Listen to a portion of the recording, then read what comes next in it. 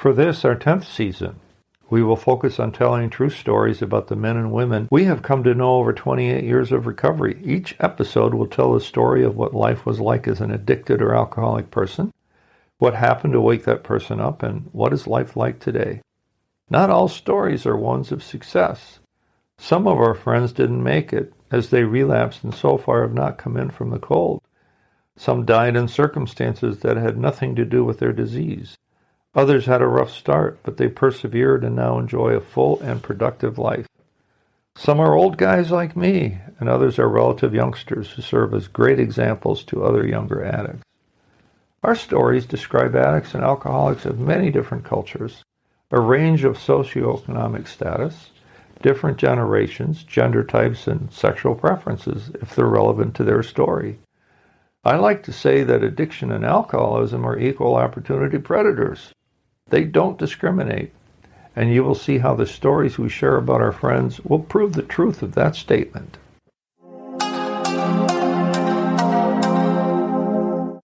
Season 10, Episode 11.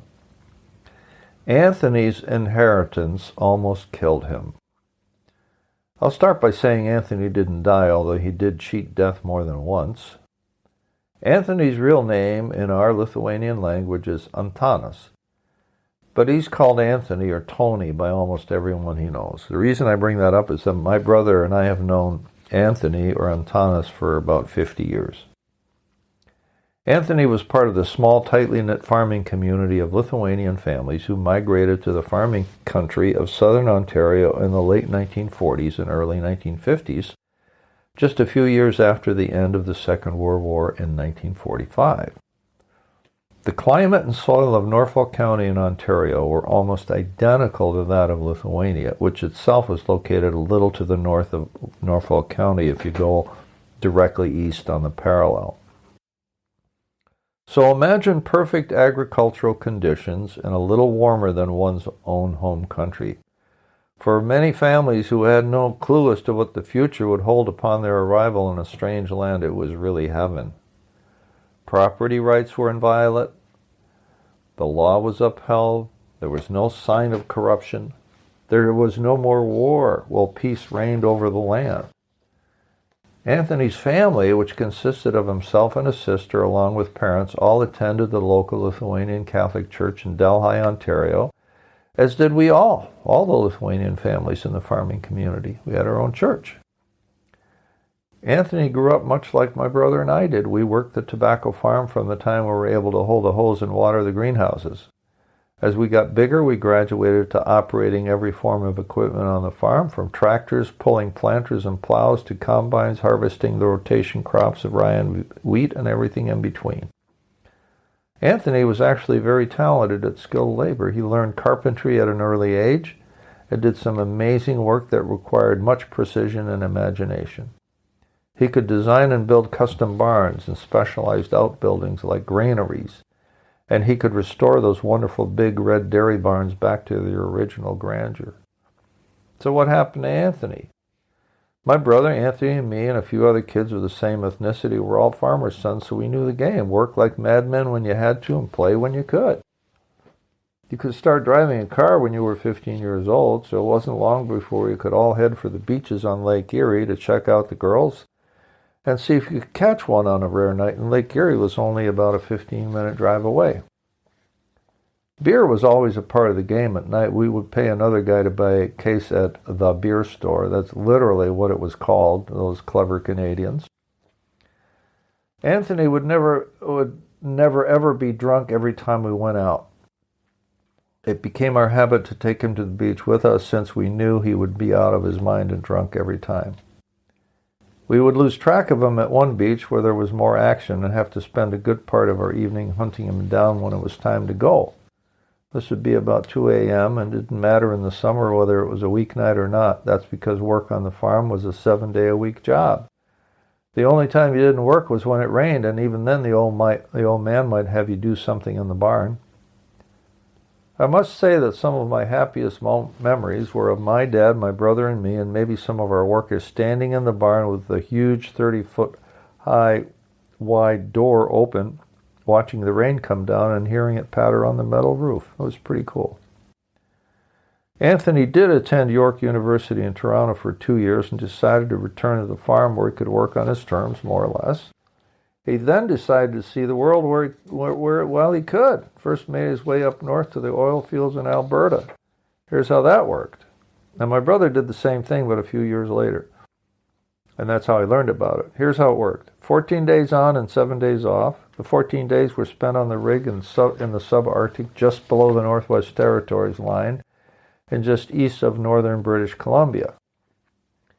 At the end of the 14-day shift, and by the way, they were 12-hour days, the oil company would fly the Lucky Jacks to Edmonton, the oil capital of Canada in the day, and the Wild West of its day in the 1970s. The Jacks were paid a ton of money.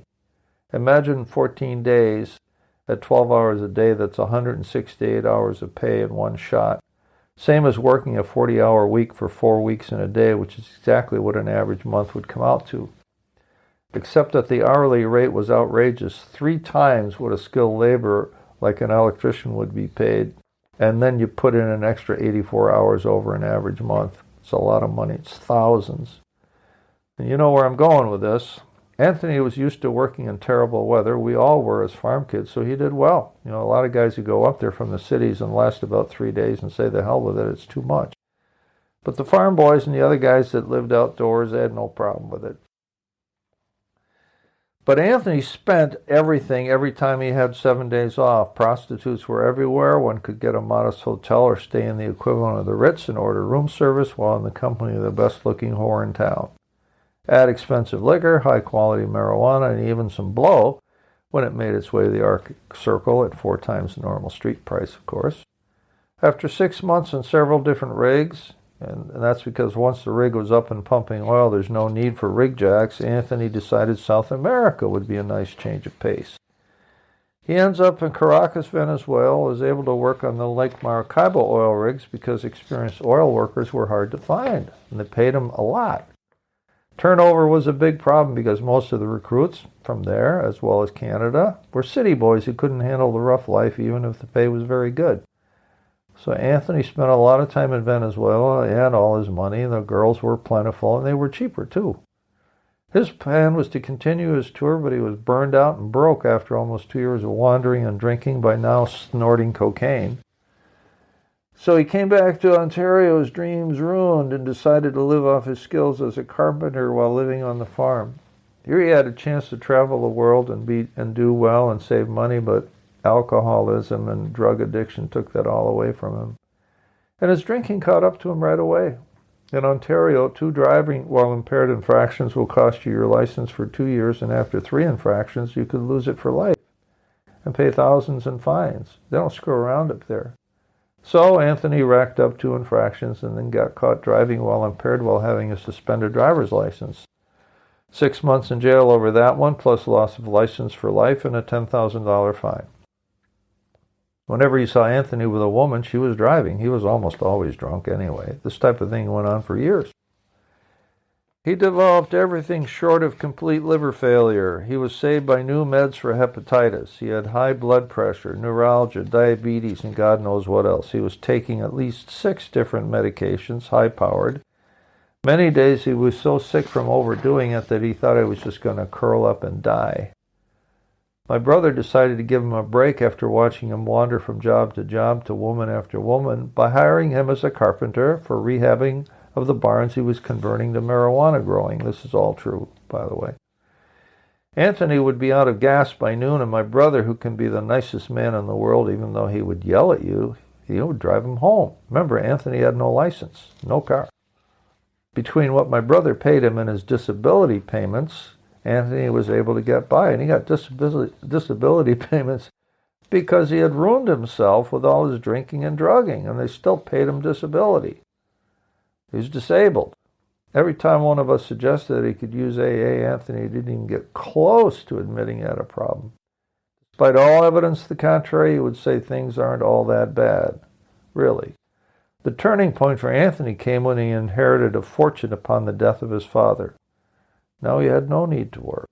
My brother was no longer a source of money or companionship, for he and Amos, my brother, got along very well when Anthony was sober. Now he could walk from his apartment in town to his favorite and only bar and spend his day there. If he wanted to find Anthony, he knew where to look. And without fail, that's where he is. So that's where it stands as of today.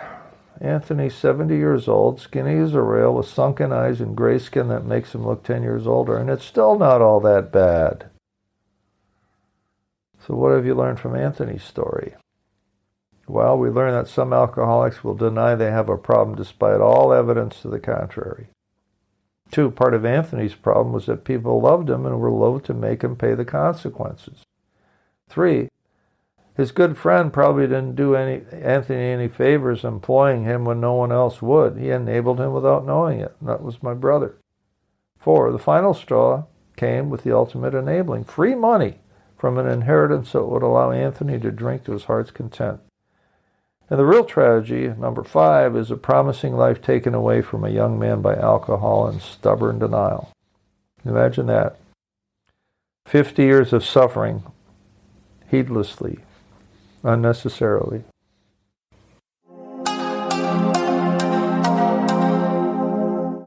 Our podcast is sponsored by safehouserehab.com, a modern approach to recovery. To learn more, visit us at safehouserehab.com.